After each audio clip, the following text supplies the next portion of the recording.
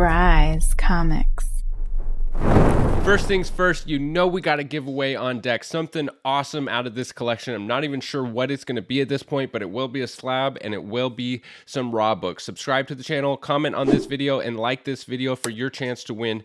Every video that I do related to this collection, and there'll be a handful, will be another opportunity for you to enter to win. So hit that notification bell so you don't miss another opportunity to get in on the giveaway. Secondly, we got our first live sale this Friday, November 19th. From 3 to 8 p.m. Pacific time, 6 to 11 p.m. Eastern time. We usually go for 5 hours, and we're not even going to scratch the surface. It's going to be the first crack at everything in this collection, plus so much other stuff, amazing deals, and we're joined by guest DJ Gem Mint from Gem Mint Collectibles. I can't think of a better way to spend a Friday night than hanging out with me and Gem, looking at amazing comic books and getting some crazy awesome deals on key books. It's going to be an awesome time. If anything else, just come by and say hello. It's going to be a lot of fun, and I hope to see you there on my Instagram page at Bry's Comics. So in this video, I want to go over exactly what this collection is composed of, go over pricing, and how it generally works when you sell a collection of this size to a dealer, and then we'll go over the main keys of the collection. And right off the bat, I'll tell you that we agreed upon 62% of the fair market value and a ballpark value of the entire collection at about $100,000. So we had enough conversations on the phone to where we both felt comfortable that we'd have no problem making a deal. He was reasonable. He proved that he knew what he had. He knew how to grade and value books, and we agreed upon the percentage. So it was enough for him to hit the road and do the final bartering in person. And he drove all the way to Northern California from Indiana, a 30-hour drive each way. So that tells you something about the prices I pay. He was willing to drive across the country to deal with me rather than deal with the lowball offers that he got in state. So how it works when you sell a massive collection to a dealer is basically you have to agree upon what the fair market value of the collection is and the percentage of the fair market value that you are willing to accept. And dealers generally offer 30 to 50% of the fair market value for a collection, depending on what's in it, how much is in it, and how hard it's going to be to sell it. So, for instance, if it's all graded major keys, it's much easier to put a value on it, and it's much easier for the dealer to sell. So you're going to get the higher end of a price paid. But if it's some keys and like thousands of dollar books or filler books or really low value stuff, maybe they aren't even bagged and boarded, or maybe they need to be rebagged and boarded, then you're looking at the lower end of the price paid. But I pay a little higher than most dealers. I offered 62% of the fair market value for something of this size. I can go even a little bit higher for, small graded key collections. And determining the fair market value is where it can get really subjective, because if most of the books are raw, finding the values for raw books is all over the place, since they vary so much in condition and the prices of books vary from day to day. So what you have to do is figure out a valuation method that you both agree with and start pricing. So in this case, the seller started composing a list of everything he had, the approximate grade, and the price he found for those books on recent eBay sales. So we went off of recent eBay sales. So for instance, he started filling in the X-Men keys that he had raw. He put the price he thought was the fair market value. He sent me pictures, and I got to see how he was pricing and grading things. And after agreeing on about 20 different keys, we thought, okay, we're seeing eye to eye on this. Let's just meet up in person and do this thing. So one of the things that is very important when buying a mostly raw collection is checking for restoration on the key books. So that's something you have to do in person, and it's something I found on some of the keys in this collection. So I'll be doing a separate video on how to check a comic book for restoration. And it's okay to have restoration. Everything has a value. It's just sometimes they are drastically different values, and it's actually not that hard to look for it. And I think we can sum it all up in one short and sweet video. So stay tuned for that. So let's take a look at exactly what was included in this collection, and then we'll go over all of the keys. So here we have some of the other slabs, 2 other boxes. We're going to go through a key box here in a minute, but this is just some lesser value stuff. All this is going to be available at the live sale with Gem. We've got stuff like First Red Hood, a 9.0 of the first Gambit, depending on which camp you're in. Oh, there's a good one, Ultimate Fallout 4 and a 9.2, another one for my collection. First Cameo Gambit, again, depending on where you stand on that. First Nyx and an 8.5. Lots of cool stuff. There's an ASM 8.0, ASM 64, the Vultures thing, ASM 361, Fathom, couple Fathom slabs, a couple Oblivion Song #1s, 9.8. This is the entire run of X-Men #2, all the way through number 544. You know, even the keys. We got X-Men 94 right there. All right, so this box is titled Marvel Shorts. Basically, it's just stuff that he didn't have a complete run of, but nothing in here is garbage. I mean, we've got stuff like Captain Marvel 1, like a nice little run of Captain Marvel there, nice little run of Daredevil, a shorter run of Fantastic Four, some Incredible Hulk. It looks like a really nice copy of Quasar. Thor runs, there's first Beta Ray Bill on a newsstand, First Hope Summers, some random stuff. Really nice copy of this, which is hard to find in high grade because of the cover. Some X Factor, First Apocalypse. I believe this is the 1 in 25 of the first solo series for Ironheart. In this box we have mostly Batman and Brave and the Bold 10 and 12 centers. In this box, it says Marvel Shorts, so it's just stuff you didn't have a full run of. There's a bunch of Berserker stuff. There's a bunch of New Mutants stuff, a nice run of that. A little Weapon X, a little Howard the Duck, first Gwenpool. So like I said, nothing is junk so far. Some more ASM runs. First Hydro Man, first ASM 2099, 2 copies.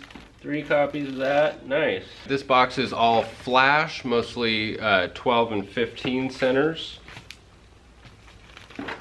And if that isn't the most desperate attempt at marketing, I don't know what is. All right, in these two we have Justice League of America, almost the full run, all the way from 10 centers to 75 centers. These two boxes are Image. We got stuff like Noctera, Shadecraft, Stillwater, The Me You Love in the Dark, Radiant Black, all the recent Image titles. Some of the older Image titles like Savage Dragon. Here's another box of Marvel short runs. So we've got like the Venom run here, including Null. Yeah, that one's in there too. I mean, I'm telling you, this isn't junk in here. We've got a bunch of Riri stuff. How about a nice little run of hip hop covers? Champions, All New Wolverine, Kamala Khan, infamous Iron Man hip hops. I mean, just some awesome books just randomly in here. This box is DC shorts. We've got Vengeance of Bane, Booster Gold #1, First Lobo again. Back here we have all of the Bad Idea titles, every single Bad Idea title that's come out so far. And this box is the Avengers run. It's most of the Avengers first series. We have #1 graded, and then starting here at #7. A lot of the really cool keys: first Red Guardian, first Dane Whitman, first Black Knight, Avengers 684. In this collection is every single issue of Spawn, including the rare ones. Every single issue. I think I misplaced a box around here somewhere, but it has every single issue of Spawn. This box is some more Marvel short runs. Stuff like The Immortal Hulk, Werewolf by Night #1. Alright, so here's some DC short runs. We have stuff like Heroes in Crisis, some Teen Titans. So here's some more DC short runs, including things like the entire print run so far of Nice House on the Lake with all the variants and everything. Some Infinite Crisis. Some more DC runs like Batman Adventures, including first Harley Quinn. Some more DC short runs like Demon. Got a nice little run of Demon. Nice run of Mr. Miracle. OMAC #1. This is an awesome read if you haven't read it. Sandman. Some nice Metal Men. Some other DC keys back here. First Hawk and Dove. First Zatara. Green Lantern 59. Conan 23. Action 340. Ragman #1. Where you at, Rag 718? Savage Sword of Conan magazine in really minty condition. The crown jewel of the collection is the X-Men one. in a CGC 2.5, and it's a really good presenting X-Men 1. There is tape on the staples, but other than that, this thing presents really well. The full picture is there. I wish I could afford it. I just can't afford this book right now. It's the only reason I'm not keeping it. Then we have Giant Size X-Men #1 in a CGC 8.0 signed by Stan Lee with gold marker. And that's something that you don't see all the time, is that he signs in a gold marker, which adds to the desirability of this book.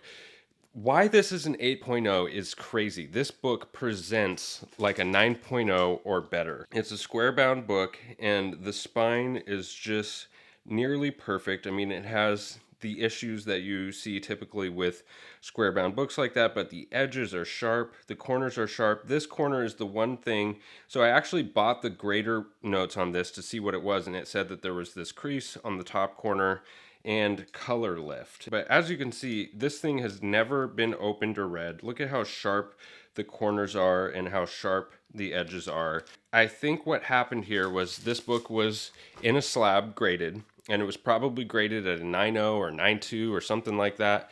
And they sent it in to be signed for a signature series with Stan Lee.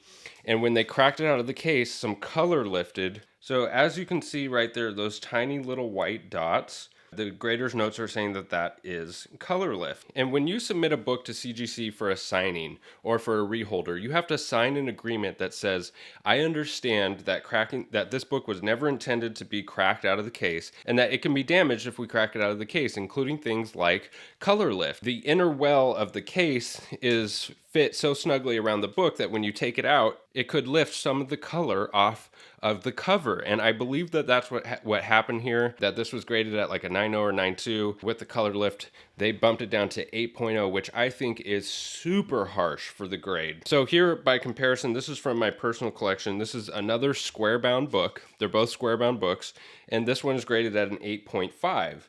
And as you can see on this one, I mean, the corners are slightly rounded. There's a color breaking crease that goes up the length of the spine.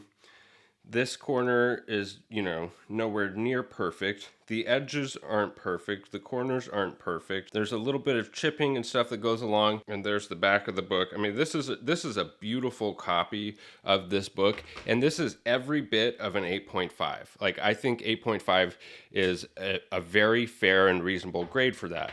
So this is an 8.0 because of that color lift? I mean, I just think it's incredibly harsh. So this book is going to be incredibly difficult for me to sell. For one, I'm a huge Stan Lee fan, and I haven't found another sale of this book above a 5.5 signed by Stan Lee in the last 3 years. I can't find any sales on that. Let me know if you find them. But it seems like for as many books as there are of this out there, the ones that are signed by Stan Lee, people just aren't willing to let go of. Now that I have one in hand, I totally understand why. I mean, it's just not common to find it come up for sale. So this one's going to be very tough for me to sell. I might keep it in the collection. I will entertain offers because, I honestly can't afford to keep this book, but I'm definitely not motivated to sell it. All right, next up we have Tomb of Dracula, #10, first appearance of Blade in a 3.0. And Avengers #1, and this one has been restored. It's a 3.0, and the restoration includes new staples, and the cover is trimmed. So you can see that the top of the cover there is perfect, and you can see it even better here on the edge. They cut the cover only in their infinite wisdom, thought that would increase the eye appeal of the book. I think it actually decreases the eye appeal, not to mention it gives it the restored grade. And then on the back, you can tell that new staples were added. But those things aside, it's Avengers #1 in a 3.0. I mean, it presents well. It looks beautiful. It's so awesome to actually touch and hold this book. So someone will be very happy to have this in their collection. Fantastic Four #2 in a CBCS 1.8. Second appearance of the Fantastic Four overall. First appearance of the Skrulls. First mention of the Daily Bugle and the last 10-cent issue. Such an awesome book. An important key for the Fantastic Four. Now we get into some DC stuff. Jeff was a DC collector and his wife was a Marvel collector, so we've got a good mix of both. We got Flash 139, origin and first appearance of Professor Zoom or Reverse Flash. You got Flash 117, origin and first appearance of Captain Boomerang, and first Silver Age appearance of Winky, Blinky, and Naughty. Flash 113, origin and first appearance of the Trickster. Flash 112, origin and first appearance of the Elongated Man. Flash 110, origin and first appearance of Kid Flash and the Weather Wizard. Flash 106, origin and first appearance of Gorilla Grodd and the Pied Piper. Brave and the Bold number 25, origin and first appearance of the Suicide Squad. Brave and the Bold number 30, third appearance of the Justice League of America overall, and the first appearance of Amazo the Android. Brave and the Bold 54, origin and first appearance of the Teen Titans. Justice League of America number 1, origin and first appearance of Despero, and the first solo series for Justice League of America. Aquaman 29, first appearance of Ocean Master. Aquaman 35, first appearance of Black Manta. Incredible Hulk number 330, in a CGC 9.8, this is the first Todd McFarlane art on a Marvel cover. Strange Academy number 1, the 1 in 50 Opena variant. Strange Academy number 1, cover A. Something is Killing the Children number 1, cover A. Amazing Spider-Man number 300, first appearance of Venom in a 9.4. Amazing Spider-Man 37, first appearance of Norman Osborn and the Robot Master. Strange Tales number 126, the first appearance of Cleo and Dormammu. All right, now we get into just some of the raw keys. Marvel Superheroes 17, Black Knight key. Marvel Superheroes number 12. Amazing Spider-Man number 31, beautiful copy. Something's Killing the Children number 1, I believe this is the 4th print. Fantastic Four 47. Fantastic Four 64. 65, first appearance of Ronan the Accuser. Giant-sized creatures featuring Werewolf by Night number 1. Invincible Iron Man number 54. First appearance of Madam McEvil, who later becomes Moondragon. This looks like a really clean copy. I'm hoping to upgrade my 9.0. Invincible Iron Man 118. First War Machine. Tales of Suspense 94. First appearance of MODOK. Tales of Suspense 65. Tales to Astonish number 90. First Abomination. Fantastic Four 21. 22. 24. 33. 36. First appearance of Medusa. And of course, this awesome Paste Pot Pete cover. 44. Marvel Premiere number 1. Super hot book right now. Journey into Mystery Annual number 1. Submariner number 2. Strange Tales 181. Strange Tales 157. And 135. First appearance of Nick Fury. Nova number 1. Love that book. Nick Fury, Agent of S.H.I.E.L.D. Classic Jim Steranko art number 4. First U.S. Captain Britain. Marvel Spotlight 32, first Spider-Woman. First appearance of Iron Fist. Fantastic Four 53, second Black Panther, and the first Killmonger, I believe. First solo series for Man-Thing. First Deathlock. Captain America 110. Fantastic Four number 19, first Ramatut version of Kang. It's not just silver and bronze, there's a lot of modern keys as well. First Sam Alexander as Nova. First Hellboy, I believe. And then Hellboy number 1. First solo for Hellboy, I believe. New Mutants Annual number 2. Marvel Superheroes Winter Special. This is the first appearance of Squirrel Girl. Looks like a nice copy. Invincible Iron Man 9. First Riri. Nice Doom cover. New Mutants 87. First Cable. Marvel Zombies number 1. First Red Hulk, first Shuri as Black Panther, and first cover appearance of Shuri as the Black Panther. First Hawkeye, ASM 59, 124, 238, 265, first Silver Sable, Marvel Superheroes Secret Wars number 1, first Gwen Stacy as the new Spider-Woman, 4th print, first Cindy Moon as Silk, first Jessica Jones, Spider-Man Noir. First appearance of Ben Reilly as the Scarlet Spider. First appearance of Carol Danvers as Captain of Marvel. The true first appearance of Gambit. Just kidding, I don't have an opinion on that. The first colorless Vision, Walking Dead 53, first America Chavez, first Jane Foster as Thor, Oblivion Song 1, the Silver Foil Edition, first Cloak and Dagger, ASM 252 Newsstand, Secret Wars 8, Origin of Beast, Marvel Superheroes 13, first solo series for Doctor Strange, first Doc Samson, Strange Tales 158, first Madam Web, ASM 299 Newsstand, first Peter Parker Spider-Ham, first Throg, first Winter Soldier, Tokyo Ghost #1, ASM 316, first cover appearance of Venom 298, first print of Edge of Spider-Verse 2, first Man-Bat, first solo series for Subby, first Mephisto, first appearance of the Inhumans, first Black Cat, first Shocker, Something's Killing the Children 1, the Jay Lee variant, some Strange Academy variants, the Peach Momoko Strange Academy #1, 2 copies of Young Avengers #1, she paid $4.99 for, Shazam #28, perfect timing for that one, She-Hulk #1, and first Deadman. Some minty copies of Spawn #175 and 174. I'd be surprised if those aren't 9/8s. Nice copy of Avengers 196.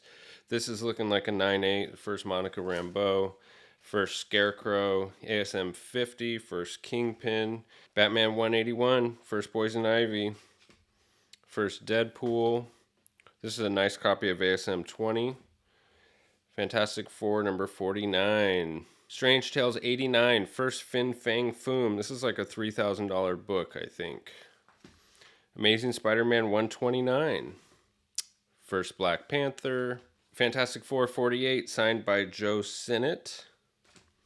And Avengers #8, first Kang. So let me know what you think of this collection. I know some of you will think that I way overpaid for this, and some of you will think that I got a screaming deal and that you would pay 62% of FMV for any collection any day, because that's exactly what I used to think before I became a dealer. I saw YouTube videos like this and I was like, how are people getting these collections for that price? And there's no doubt about it. You will always get more bang for your buck and the most value out of your collection if you sell it yourself. But some people don't have the time or desire to mess with it. And if you paid way less than what it's worth today because you've been collecting for years, some people are super happy with 60% of fair market value, and to just be done with it all in one fell swoop. But obviously it's not for everyone to sell your entire collection to a dealer. But now that I am a dealer, I have better understanding of what goes into selling a collection like this. Not only is my money tied up until I can move some of this, but there's even more money that's going to be invested in getting a lot of these books graded. I mean, there could be hundreds and hundreds of books in this collection that deserve to be graded. So we could be talking about another $10,000 or so in grading fees. And that's not so much the issue, the additional cost of grading fees, because I wouldn't pay the grading fees if they didn't have a crazy ROI. Like they bring in so much more money when they're graded. It's totally worth it to have the grading fees. The problem is the turnaround time for CGC. I mean, we're talking about 6 to 9 months in a lot of cases for a lot of different tiers. Not to mention I got to press and clean all of them before submitting. So really the biggest issue is having your money tied up for so long. But at the end of the day, I feel incredibly fortunate and grateful that I get to do this for a living. I wouldn't trade it for anything. So thank you to everyone who supported me along the way. And thank you to Jeff for being so awesome to work with on this collection. And I hope to see you all this Friday, 11/19 from 3 to 8 p.m. Pacific time on my Instagram page for the first live sale with Gem Mint. It's going to be a blast. Come hang out with me and Gem Mint on a Friday night. Thank you so much for sticking with me all the way to the end, and we'll see you soon. Bye. Bry's Comics.